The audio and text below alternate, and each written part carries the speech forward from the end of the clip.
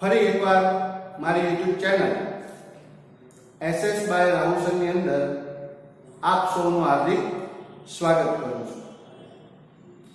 વિદ્યાર્થી મિત્રો, આપણે ગયા વિડિયો લેક્ચરની અંદર ભાગીદારી પેઢીની લાક્ષણિકતાઓનો અભ્યાસ કર્યો।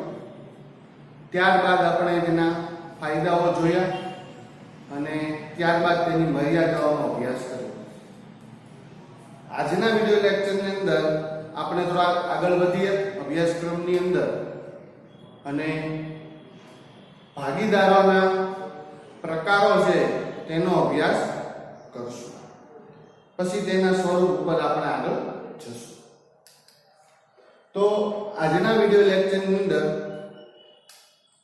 અલગ અલગ પ્રકારના ભાગીદારો જોવા મળે, જે આપણે ગયા વિડિયો લેક્ચરની અંદર મેં આપને વાત કરેલી કે કોઈ એક સામાન્ય ભાગીદાર ન હોય, પણ ભાગીદારોના અલગ અલગ ઘણા બધા પ્રકારો છે એ અસ્તિત્વમાં છે અને આપણને તેનો પરિચય મેળવવો જરૂરી છે। તો આજના વિડિયો લેક્ચરની અંદર આપણે અલગ અલગ ભાગીદારોના પ્રકારો છે તેનો અભ્યાસ કરશું। તો શરૂ કરીએ આજનો નવો ટોપિક, ભાગીદારોના પ્રકાર। તો સૌપ્રથમ પહેલો ભાગીદારનો પ્રકાર છે સક્રિય ભાગીદાર, મતલબ એક્ટિવ પાર્ટનર। તો સામાન્ય રીતના કે ભાગીદારી કાયદા મુજબ જે વ્યક્તિ પેઢીના સંચાલનમાં સક્રિય રીતે રસ લઈ કામ કરતો હોય એને સક્રિય ભાગીદાર કહેવાય। સિમ્પલ એની વ્યાખ્યા અથવા અર્થ કે કોઈ પણ પાર્ટનર હોય ઈ પેઢીની અંદર પેઢીનું જે મેનેજમેન્ટ ચાલે છે, એટલે કે સંચાલન જે ચાલે છે તેની અંદર તે વ્યક્તિ સક્રિય રીતે, સક્રિય એટલે એક્ટિવ, અવેર કામ કરતો હોય તો એને સક્રિય ભાગીદાર તરીકે ઓળખવામાં આવે છે।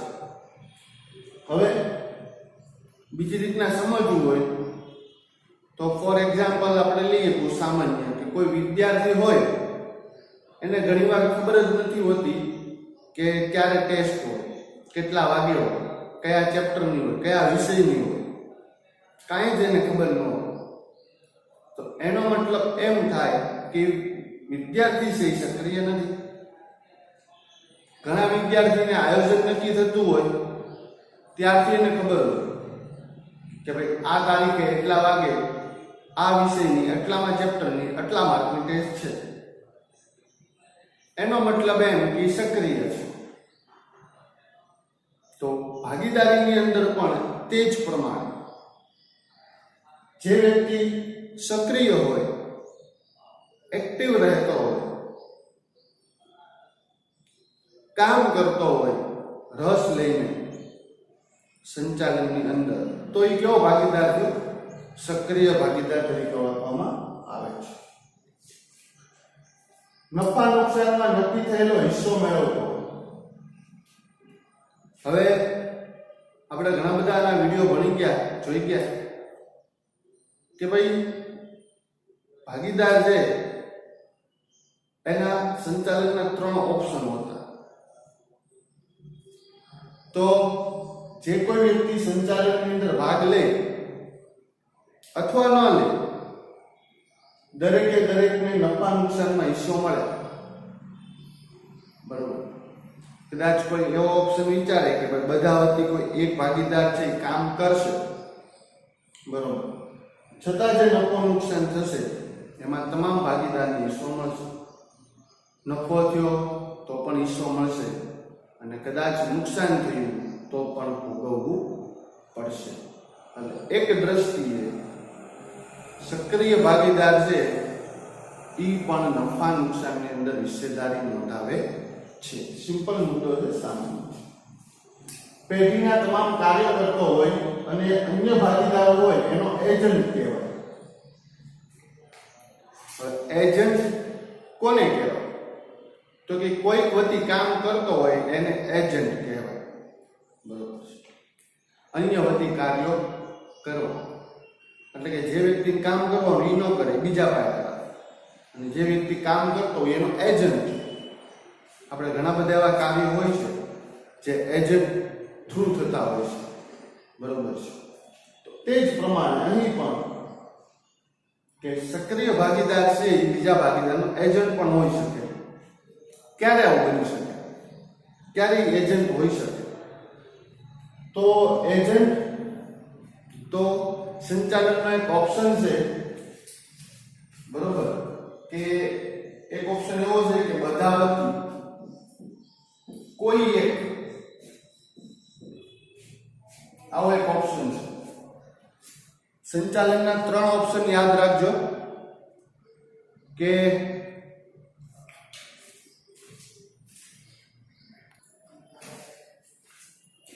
તો સંચાલનના જે આ 3 ઓપ્શન છે યાદ રાખજો. એમાં એક ઓપ્શન એવો હતો કે બધા વતી કોઈ એક, તો એને આપણે શું કહીશું? એજન્ટ કહીશું, બરોબર. તો સક્રિય ભાગીદાર છે એ કદાચ એજન્ટ હોઈ શકે, મતલબ એવો ભાગીદાર હોઈ શકે કે બધા એને એમ કીધું હોય કે તારે એકલા કામ કરવાનું છે, તો એ એજન્ટ પણ હોઈ શકે. અને પેઢીના કાર્યની વાત કરીએ તો સક્રિય ભાગીદાર એ જ કહેવાય કે જે પેઢીના તમામ કાર્યો રસ લઈને કરે, પોતાનું સમજીને કરે અને કાળજીપૂર્વક કરે, મતલબ પેઢીનો એક્ટિવ પાર્ટનર. તો આ તો વાત થઈ સક્રિય. હવે આપણે વાત કરીએ નિષ્ક્રિય ભાગીદાર. કેવો ભાગીદાર? નિષ્ક્રિય ભાગીદાર. તો કે ભાગીદારી કરાર અનુસાર નફો નુકસાન પણ ભોગવતો હોય, ભાગીદારી કરાર પણ કર્યો હોય અને નફો નુકસાન પણ ભોગવતો હોય, પરંતુ પેઢીના સંચાલનમાં સક્રિય રીતે ભાગ ન લેતો. જો આ તમને ભાગીદારોનો પ્રકાર છે ને આરામથી સમજાઈ જશે. એનું કારણ માત્ર તમને સંચાલકના જેવા 3 ઓપ્શન હતા જે આપણે શરૂઆતમાં આપણે ભાગીદારીની અર્થ જોયો એમાં હતા. 3 ઓપ્શન જો તમને યાદ રહી જાય તો ખૂબ જ સરળ રીતના તમને આ બધા પ્રકાર સમજાઈ જશે. પહેલા આપણે શું વાત કરી? સક્રિય ભાગીદાર. તેમાં કયો શબ્દ આવ્યો? એજન્ટ. એજન્ટનો અર્થ શું થાય? કોઈ વતી કામ કરવું. તો સંચાલનનો એક પ્રકાર હતો કે બધા વતી કોઈ એક, તો કોઈ એક વ્યક્તિ છે બધા વતી કામ કરે એટલે એનો શું થયો? એજન્ટ છે. સમજાય? બહુ ક્લિયર શબ્દ છે બધા. બધા વતી કોઈ એક, મતલબ એક વ્યક્તિ છે બધા વતી કામ કરે છે એટલે એ બધાનો શું થયો? એજન્ટ છે. કેમ કે એજન્સી કોઈ વતી કામ કરતો. તો અહીંયા પણ એવું થશે કે પેઢીના સંચાલનમાં સક્રિય રીતે ભાગ ન લેતો એને નિષ્ક્રિય ભાગીદાર કહેવાય. તો હવે સમજીએ આપણે આમાંથી કે અહીંયા 10 ભાગીદારો છે, એમાંથી એક ભાગીદાર છે એ બધા વતી કોઈ એક ભાગીદાર છે કામ કરે છે. તો એ એક ભાગીદાર છે એ શું થયો? એજન્ટ થયો પ્લસ શું થયો? સક્રિય ભાગીદાર. તો હવે વધ્યા કેટલા? તો કે 9 ભાગીદાર. તો 9 ભાગીદારો છે એ સક્રિય રીતે કામ ન કરતા હોય. જો સક્રિય રીતે કામ ન કરતા હોય તો તમામે તમામ ભાગીદાર કેવા થયા? નિષ્ક્રિય ભાગીદાર. આ મહત્વપૂર્ણ બાબત, આ સમજમાં આવવું જોઈએ સક્રિય અને નિષ્ક્રિયની બાબત, બરોબર. તો સિમ્પલ વસ્તુ છે કે સક્રિય રીતે ભાગ લે સક્રિય ભાગીદાર, સક્રિય રીતે ભાગ ન લે નિષ્ક્રિય ભાગીદાર. સંચાલકના 3 ઓપ્શન પૈકી ઓપ્શન કે બધા વતી કોઈ એક વ્યક્તિ છે સક્રિય રીતે કાળજીપૂર્વક રસ લઈને કામ કરે, સક્રિય ભાગીદાર. 9 જણા છે એ કાર્ય કરતા નથી, જે બધા કેવા ભાગીદાર છે? નિષ્ક્રિય ભાગીદાર. સિમ્પલ. બંને ભાગીદારો ઝડપથી યાદ રહી જાય. છતાં પેઢીમાં જવાબદારી કેવી રહેશે? અમર્યાદિત રહેશે. હવે આ બાબત છે આપણે ઓલરેડી અભ્યાસ કરી ગયા ફાયદા મર્યાદામાં, કે જે કોઈ ભાગીદારો છે એ બધા વતી કોઈ એક ભાગીદાર કામ કરશે તો બાકીના ભાગીદારોની જવાબદારી પણ કેવી રહેશે? અમર્યાદિત રહેશે. આ તો આપણે ઓલરેડી અભ્યાસ કરી ચૂક્યા છે. હવે આપણે વાત કરવી છે નામનો ભાગીદાર. તો કે કોઈ નવી સ્થપાતી પેઢી હોય અને ઝડપથી વિકાસ તથા હરીફાઈમાં ટકી રહેવા માટે કોઈ પ્રતિષ્ઠિત વ્યક્તિને પોતાના નામનો પેઢીનો ઉપયોગ કરવા દે તો તેઓ નામનો ભાગીદાર. હવે જો બજારની અંદર કોઈ નવી સ્થપાતી પેઢી છે, બરોબર, હવે એ પેઢી છે એને ઝડપથી વિકાસ કરવો છે અને હરીફાઈમાં ટકી પણ રહેવું છે. તો ઝડપી વિકાસ અને હરીફાઈમાં ટકી રહેવા માટે એની પાસે કંઈક એવું હોવું જોઈએ કે જેના આધારે એ લોકો ઝડપી વિકાસ પણ કરી શકે અને હરીફાઈમાં ટકી પણ શકે. તો આપણે વાત કરીએ છીએ ભાગીદારી. તો આની અંદર કોઈ પ્રતિષ્ઠિત વ્યક્તિ હોય, ફેમસ, તો એ શું કરી શકશે? તો કે પોતાના નામનો ઉપયોગ પેઢીને કરવા આપશે. શું કરશે? એ વ્યક્તિ છે એ પોતાના નામનો ઉપયોગ પેઢીને કરવા આપશે કે ભાઈ તમે મારા નામનો ઉપયોગ કરીને ઝડપથી વિકાસ કરો અને હરીફાઈમાં ટકી રહો. હવે સમજો કે બજારમાં કોઈ એવી કંપની હોય અથવા કોઈ એવો ઉદ્યોગ હોય, પેઢી હોય કે આપણને ખબર હોય કે એમાં તો આ વ્યક્તિ છે ભાગીદાર છે અથવા એની કંપની છે, તો આપણે શું કરશું? એની ઉપર વિશ્વાસ કરશું. ફોર એક્ઝામ્પલ સમજીએ કોઈ એક પેઢી આવી બજારની અંદર, કંપની કે ઉદ્યોગ, ફેક્ટરી, કારખાનું કોઈ, અને આપણને ખબર પડી કે આમાં તો અક્ષય કુમાર ભાગીદાર છે, તો આપણો વિશ્વાસ કેવો થાય? વધી જશે. સમજાય છે? આપણને વિશ્વાસથી વધી જશે અને આપણે ઝડપથી એ વસ્તુઓ ખરીદવા લાગશે. બરોબર. તો અહીં પણ એવું થશે કે નામનો ભાગીદાર એટલે કોઈ વ્યક્તિ છે એ પોતે ફેમસ છે, જેને ઓળખે છે લોકો, અને બધા ભાગીદારો છે, એ એવા વ્યક્તિને લાવશે તો પેઢી શું કરશે? ઝડપથી વિકાસ કરી શકશે અને બજારની અંદર હરીફાઈ હશે તો એમાં પણ શું કરશે? ટકી શકશે. પોતાના નામનો ઉપયોગના કારણે શું થશે? શાખમાં વધારો થશે. હવે બજારમાં કોઈ કંપની આવી હોય, પેઢી કંપની, બરોબર, અને આપણને ખબર પડે કે આમાં તો અક્ષય કુમાર ભાગીદાર છે, તો એની વેલ્યુ કેવી થાય? વધી જાય. રોકાણકારો એટલે વિશ્વાસ મૂકી શકે કે આમાં રોકાણ કરે. બજારમાં ઓલરેડી એની વેલ્યુ શું થાય? વધી જાય. બરોબર. એટલે તમે બધા જાણો છો કે ભાઈ કોઈ ફેમસ વ્યક્તિ હોય, એ કોઈ કંપની ચાલુ કરે, ઝડપથી ગ્રો કરે, વિકાસ કેવો કરે? ઝડપથી, અને એને હરીફાઈ બહુ નડે નહીં, કારણ કે ઓલરેડી કેવો છે? ફેમસ વ્યક્તિ છે. બરોબર. તો આ વસ્તુ થઈ શકે. એને કહેવાય નામનો ભાગીદાર. પોતાના નામનો ઉપયોગ કરવા દે, અને સ્વાભાવિક છે કે પોતાના નામનો ઉપયોગ કરવા દીધો પેઢીની, એટલે ભાગીદાર કહેવાનો. પણ કેવો ભાગીદાર? નામનો ભાગીદાર. એટલે એની જવાબદારી છે કેવી આવશે? અમર્યાદિત. એટલે કે ભાગીદાર હશે, જવાબદારી અમર્યાદિત. બરોબર. તો આ વાત થઈ નામનો ભાગીદાર, જ્યારે પોતાના નામનો ઉપયોગ કરવા આપે. હવે વાત કરીએ કે માત્ર નફાનો ભાગીદાર. માત્ર નફો, તો નુકસાન નહીં. તો કે ખાસ આવડત, જ્ઞાન તથા અનુભવનો લાભ માટે તેને પેઢીમાં જો ભાગીદાર બનાવવામાં આવે તો એ માત્ર નફાનો ભાગીદાર કહેવાય. હવે આપણે ફાયદામાં આપણે જોઈએ, બરોબર, કાર્યક્ષમ સંચાલન. સંચાલન વધુ સારું કરવું હોય, જે વૈયક્તિક માલિકી અને એચયુએફમાં જોવા મળતું નહોતું, બરોબર, સારું સંચાલન, તો એના માટે આ વસ્તુ કામની. કેમ કે ભાગીદારી પેઢીમાં અલગ અલગ ક્ષેત્રના લોકો આવે, એ પોતાની પાસે કંઈક એવી ખાસ આવડત ધરાવતા હોય, જ્ઞાન હોય અને અનુભવ હોય, અને એનો લાભ સીધે સીધો કોને થાય? પેઢીને થતો જોવા મળતો. તો અહીં ફાયદો જોવા મળે આપણને માત્ર નફાનો ભાગીદાર, કે પેઢીની અંદર મૂડી લાવે તે અને ન પણ લાવે. બરોબર. અને આ ભાગીદારની ખાસિયત પણ એ રહેશે કે એક તો પોતે ખાસ એનામાં આવડત છે, એનામાં એવું જ્ઞાન છે, એનામાં અનુભવ છે, એનામાં ક્ષમતા ટૂંકમાં બધી જ છે. બરોબર. એ ખૂબ જ સારી રીતે પેઢીનું સંચાલન કરી શકે છે, પેઢીના કાર્યો કરી શકે છે અને કાળજીપૂર્વક. પણ એવું બની શકે કે મૂડી ન પણ લાવે, મૂડી લાવે તે અને ન પણ લાવે, પણ ભાગીદાર હોઈ શકે. તો સમજો કઈ રીતે.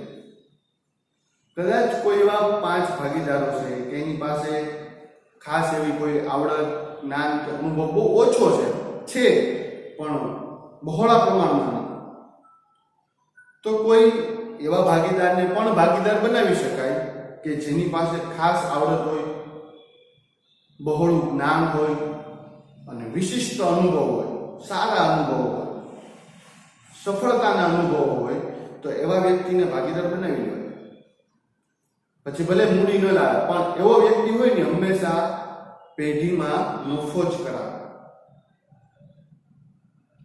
બહુ એવું ઓછું બનાવી શકે તે વ્યક્તિ કે પેઢીને નુકસાન કરાવે.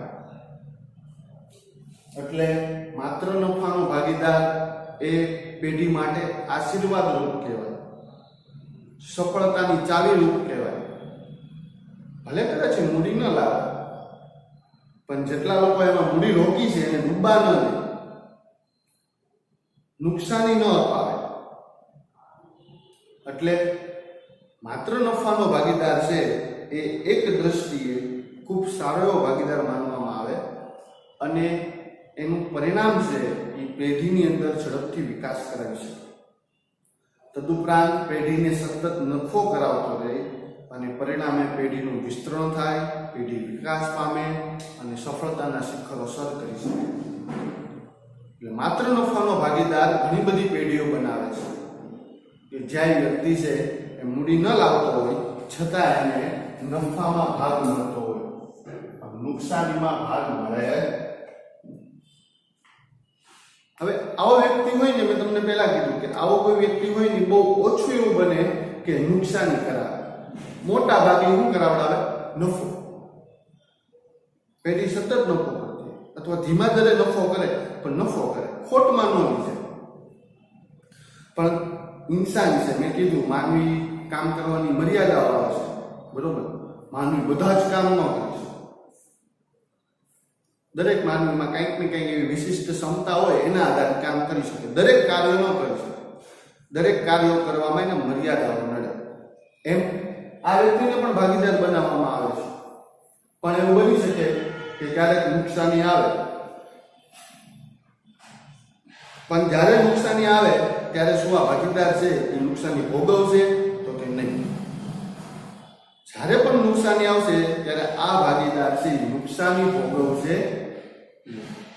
આ એની કહેવાય ને મર્યાદા કહી શકાય. હા, નફો થશે તો એ ભાગીદારને દેવો પડશે, પણ જો પેઢીમાં નુકસાની આવશે તો એ વ્યક્તિ એ નુકસાની ભોગવતો નથી. પણ મેં તમને પહેલા પણ કીધું અને અત્યારે પણ કહું છું કે આવો વ્યક્તિ હોય એ બહુ રેર એવું બનતું હોય કે નુકસાની કરાવે. અને આવો વ્યક્તિ હોય એટલે જ પેઢી એને ભાગીદાર બનાવતી હોય છે, એટલે એને માત્ર નફામાં ભાગ લેતી હોય. એટલે અહીંયા નામનો ઉપયોગ કરવા આપે છે, અહીંયા નફાનો ઉપયોગ કરે છે. અને 4 પ્રકાર તમને આરામથી સમજાઈ જાય. પહેલો સક્રિય અને નિષ્ક્રિય. તો કે સક્રિય રીતે ભાગ લે અને નિષ્ક્રિય રીતે ભાગ ન લે. બરોબર. નામનો અને માત્ર નફાનો. તો આ પણ સમજાય છે કે નામનો ઉપયોગ કરવા દે પેઢીની, એટલે પેઢીની વેલ્યુમાં વધારો થાય, એના પરિણામે પેઢી ઝડપથી વિકાસ કરી શકે અને એની હરીફાઈમાં ટકી શકે. પણ એ વ્યક્તિ કેવો હોવો જોઈએ? ફેમસ. અહીંયા માત્ર નફાનો ભાગીદાર બનાવવામાં આવે, એમાં મૂડી લાવે કે ન લાવે એવું બને છે, પણ એની પાસે શું છે? તો કે ખાસ આવડત છે, જ્ઞાન છે અને અનુભવ છે. એટલા માટે તો ભાગીદારો બનાવતી વખતે આ બાબત છે એ ધ્યાનમાં લેવી આવશ્યક છે. પછી આપણે વાત કરીએ આગળ માની લીધેલ ભાગીદાર. માની લીધેલ તો કે ભાગીદારી કરેલો નથી, મૂડી લાવતો નથી, નફામાં ભાગ લેતો નથી, પરંતુ એનું પેઢીની અંદર એનું વર્તન એવું છે કે એના આધારે કોઈ ત્રાહિક વ્યક્તિ છે એ એને શું કરે છે? ભાગીદાર માની લે છે.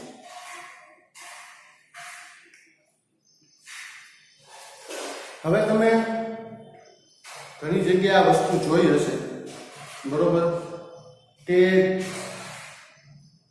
જેની અંદર કદાચ બે સગા ભાઈઓ હોય, એકબીજાની કંપનીઓ હોય, છતાં ક્યારે એકબીજાની કંપનીઓને પ્રમોટ ન કરે, એના વિશે ચર્ચાઓ ન કરે. બંને ભાઈઓ હોય, બંને ભાઈઓ ભાગીદારી પેઢી ચલાવતા હોય, બજારમાં સારી એવી શાખ ધરાવતા હોય, છતાં ક્યારેય એકબીજાની ચર્ચા ન કરે. પણ ક્યારેક તમે કોઈ જગ્યાએ જાઓ, ફોર એક્ઝામ્પલ તમે કોઈ કાપડની દુકાને જાઓ, જે મોટી કાપડની શોપ છે, ત્યાં તમે જાઓ, ત્યાં તમે દરરોજના ગ્રાહક હોય, બરોબર, અને ત્યાં કોઈ એવો વ્યક્તિ બેઠો હોય કે એનું વર્તન એવું હોય કે પેઢીનો ભાગીદાર છે, બરોબર, તમને એના વર્તનના આધારે એવું લાગી જાય કે ભાઈ આ વ્યક્તિ તો પાર્ટનર હશે, એમ જે રીતના એનું વર્તન છે, તો તમે શું સમજશો? તમે એને પૂછશો નહીં કે ભાઈ તમે ભાગીદાર છો કે નહીં, એવું આપણે કોઈ ન પૂછતા હોય, પણ તમે એવું અંદરથી માની લો કે એ શું છે? પેઢીનો ભાગીદાર. પણ એક દ્રષ્ટિએ જો, બરોબર, તો એ કોઈ એવો કરાર નથી કર્યો, મૂડી નથી લાવ્યો, નફા નુકસાનનો ભાગ નથી લેતો, મતલબ પેઢીમાં કોઈ હિસ્સેદારી નથી. પણ તમે એના વર્તનના આધારે એવું નક્કી કર્યું કે ત્રાહિત વ્યક્તિ છે, શું છે એનો ભાગીદાર છે. ત્રાહિત વ્યક્તિ એટલે ત્રીજો, જે ખરેખર પેઢીનો હું નથી, ભાગીદાર નથી. એટલે હર હંમેશા જ્યારે કોઈ આવા ધંધા હોય ત્યાં આપણે બેસવા જતા હોઈએ, બરોબર, ત્યારે બાબત ધ્યાનમાં રાખો. આપણું વર્તન ત્યાં લિમિટેશન વાળું રાખવું. ક્યારેય એવું વર્તન ન રાખવું કે જેના આધારે એવું પ્રદર્શિત થાય કે આપણી પેઢીના પાર્ટનર છે. મેં આવું ઘણી બધી જગ્યાએ જોયેલું છે કે જ્યાં કોઈ એવો વ્યક્તિ બેઠો હોય તો આપણને એમ લાગે કે આ એનો ધંધો છે, એનું વર્તન, એનો એટીટ્યુડ, એનો દેખાવ, વર્તણૂક, તો આપણને એવું લાગે આમ કે ભાઈ એ માલિક છે, ભાગીદાર છે. પણ પછી ખબર પડે કે તો ખાલી બેસવા આવતો. તો જે કોઈ પણ વેપાર ધંધા ચલાવતા હોય ત્યાં બહુ ઓછું બેસવા જવાય, બરોબર, નકર એવું સમજી બેઠે કે ભાઈ એ વ્યક્તિ પાર્ટનર છે. એટલે આવા પાર્ટનરશિપ વાળા બિઝનેસ ચાલતા હોય ત્યાં બાબત ધ્યાન રાખવી કે કોઈ વ્યક્તિ એવું માની ન લે કે એ ત્યાંનો ભાગીદાર છે, બરોબર. અને જો એવું બની જાય તો સ્વાભાવિક છે કે કોઈ ભાગીદાર માની લીધું તેની જવાબદારી પાછી અમર્યાદિત થઈ જશે, બરોબર, અને અંગત મિલકતો પણ વેચવાનો વારો આવી શકે છે. આમ આપણે બેસવા જઈએ તો આપણને સામાન્ય રીતે એમ લાગે શું થશે, એમ કાંઈ નહીં થાય એમ. પણ કાયદો એવું કહે છે કે આવી રીતના વેપાર ધંધા ચલાવતા ભાગીદારી લોકો હોય તેના ક્યારેય પેઢીમાં એવું વર્તન ન દાખવવું કે આપણે ભાગીદાર લાગીએ. તો ભવિષ્યમાં કોઈ કાયદાકીય પ્રોસેસ થાય ત્યારે મુશ્કેલી ઊભી થઈ શકે છે. એટલે વેપાર ધંધામાં બેસવા જવું અને જવાય, આનંદ પાડવા કે નહીં જવાનું, પણ એવા વર્તન નહીં દાખવવાના કે જેના આધારે કોઈ ત્રીજા વ્યક્તિને એવું થાય કે આ વ્યક્તિ છે એ પાર્ટનર છે, માલિક છે. ભાગીદાર એટલે એક પ્રકારે માલિક છે, સંચાલન માલિક છે. માલિકી પણ ન રાખવું જોઈએ, કારણ કે ઘણીવાર આપણે એવા ધંધામાં જોતા હોય કે કોઈ વ્યક્તિ છે એ હુકમ કરતો હોય, આદેશ કરતો હોય કે ભાઈ આમ કરના કામ કરના, અને આમ આપી દે અને આમ આપી દે. ક્યારેક આપણે ગયા હોય તો આપણને એવું લાગે કે વ્યક્તિ છે એ માલિક હશે, ઓલા બધા માને છે. પેઢીના થોડા કાર્યો કરતો હોય, ફ્રી હોય, પોતે એને મનમાં થતું કે કામ કરવું ફ્રી હોય, પણ પછી એની મુશ્કેલી આવે એ એને માની લીધેલો ભાગીદાર ત્રાહિક વ્યક્તિ દ્વારા બનાવવામાં આવે અને પછી એની જવાબદારી અમર્યાદિત બની જતી હોય છે. એટલે બાબતનું પણ ખાસ ધ્યાન રાખવું. પછી વાત કરીએ આપણે તો સગીર ભાગીદાર. બરોબર. તો સગીર કોને કહેવાય? તો કે જેની ઉંમર 18 વર્ષ અથવા આપું છું 21 વર્ષ નીચી હોય. સગીર કોને કહેવામાં આવે? તો કે જેની ઉંમર 18 વર્ષ અથવા 21 વર્ષથી નીચી હોય એને સગીર કહેવાય. હવે કાયદામાં બે છે ઉંમર, 18 છે અને 21 છે. પણ સામાજિક જીવનની અંદર આપણે મોટા ભાગે જેની ઉંમર 18 વર્ષથી નાની હોય એને આપણે સગીર કહીએ. બરોબર. ક્રાઇમ થાય એમાંય થાય. મતલબ કાયદામાં આપણે મોટે ભાગે આપણે 18 વર્ષ લીધેલી છે કે ભાઈ જેની ઉંમર 18 વર્ષથી નાની હોય તે વ્યક્તિ શું હશે? સગીર હશે. 18 વર્ષ અથવા 21 વર્ષથી નાની. તો કે માત્ર પુખ્ત વયની વ્યક્તિ કરાર કરી શકે. આ એક કરારનો નિયમ છે કે માત્ર પુખ્ત વ્યક્તિ હોય તે જ કરાર કરી શકે. બરોબર. આવો એક નિયમ છે. અને પુખ્ત વ્યક્તિ એની સિવાય કોઈ કરાર કરી શકતો નથી. તો પુખ્ત વય કોને કહેવાય? તો જેની ઉંમર 18 વર્ષ અથવા 21 વર્ષથી મોટી હોય. ઊંધું. સગીર એટલે નાની હોય, પુખ્ત વય એટલે મોટી. બરોબર. જેમ કે સમજો કે આપણને મત આપવાનો અધિકાર છે તે 18 વર્ષથી મોટી પુખ્ત વયમાં, એટલે 18 વર્ષ અથવા તેનાથી મોટી. તો પુખ્ત વય જેની હોય એટલે કે 18 વર્ષ અથવા 21 વર્ષથી મોટી ઉંમર હોય એ પુખ્ત વયનો વ્યક્તિ કહે એ કરાર કરી શકે. ભાગીદારી કરાર કાયદો એમ કહે છે. બરોબર.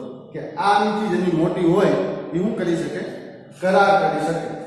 પણ કોઈ ભાગીદાર હોય એ કોઈ કારણસર મૃત્યુ પામે તો પછી એના બાળકને ભાગીદાર બનાવો તો બનાવી શકે. કોઈ ભાગીદાર કોઈ પણ કારણસર મૃત્યુ પામતો હોય તો એનું જે બાળક છે એનું કરી શકાય? ભાગીદાર બનાવી શકાય છે એના બાળકને. પણ એ બાળક જ્યારે ભાગીદાર બની જાય, પણ કેવો ભાગીદાર બને? સગીર ભાગીદાર, કેમ કે બાળક છે. ત્યારે એનું દેવું ચૂકવવાની અંગત જવાબદારી રહેશે નહીં. જ્યાં સુધી સગીર છે ત્યાં સુધી એની પેઢીનું દેવું ચૂકવવાની અંગત જવાબદારી નથી. દેવું હોય 5 લાખ, પેઢીની મિલકત હોય 8 લાખ. આ મિલકત વેચાઈ જાય તો સગીરને કાંઈ ન મળે. પણ કદાચ દેવું હોય 15 લાખ, મિલકત હોય 8 લાખ, તો હવે શું કરવું પડે? તો કે 7 લાખનું અંગત મિલકત વેચવી પડે. તો 7 લાખની અંગત મિલકત માટે આ સગીર બાળકને જવાબદાર ગણવામાં આવશે નહીં. મિલકતો કાચમાં નહીં લઈ શકાય. કાચ એટલે કબજો. બધા ભાગીદારો છે એની મિલકતો લઈ શકાશે. બરોબર. જેમ કે તમને સિમ્પલ સમજાવવું હોય તો વિજય માલ્યાને તમે બધા જાણો છો. હવે એને બેંકોનું દેવું ન ચૂકવ્યું એટલે બેંકોએ શું કર્યું? એની મિલકત કબજે લઈ લીધી. તે જ પ્રમાણે કોઈ ભાગીદારો છે, બરોબર, એનું દેવું વધી જાય તો બધાની અંગત મિલકતો વેચવી પડે. પણ અંગત મિલકત વેચવા માટે પેલા મિલકત કબજામાં લેવી પડે. ત્યારે આ બાળક છે એની મિલકત કબજામાં લઈ શકાશે નહીં. બરોબર. પુખ્ત ઉંમરનો સામાન્ય ભાગીદાર બની શકે. પછી બાળક ધીમે ધીમે મોટું થાય અને પુખ્ત વયનું થાય પછી સામાન્ય રીતે પેઢીનું બની જાય? ભાગીદાર બની શકશે. પુખ્ત વય ઉંમરનો થાય પછી સામાન્ય રીતે પેઢીનું બની શકશે ભાગીદાર. ત્યાં સુધી કેવો ભાગીદાર ગણાશે? સગીર ભાગીદાર ગણાશે. તો અહીં આપણે જોઈએ કે ભાગીદારોના અલગ અલગ પ્રકારો જોયા. સક્રિય, નિષ્ક્રિય, નામનો, માત્ર નફાનો, માની લીધેલો અને સગીર ભાગીદાર. તો જો માત્ર કોઈ એક એવો ભાગીદાર નથી, પણ અહીંયા અલગ અલગ ટાઈપના ભાગીદારો છે. એટલે કોઈ એમ કહે કે હું ભાગીદાર છું, ત્યારે એને પ્રશ્ન કરો કેવો ભાગીદાર છે?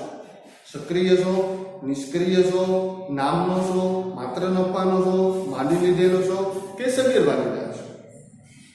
અને એના આધારે તમને બાબત છે એની જાણકારી મળશે. તો વિદ્યાર્થી મિત્રો, આજના વિડિયો લેક્ચરની અંદર ભાગીદારોના પ્રકારોનો આપણે પરિચય મેળવ્યો, વિગત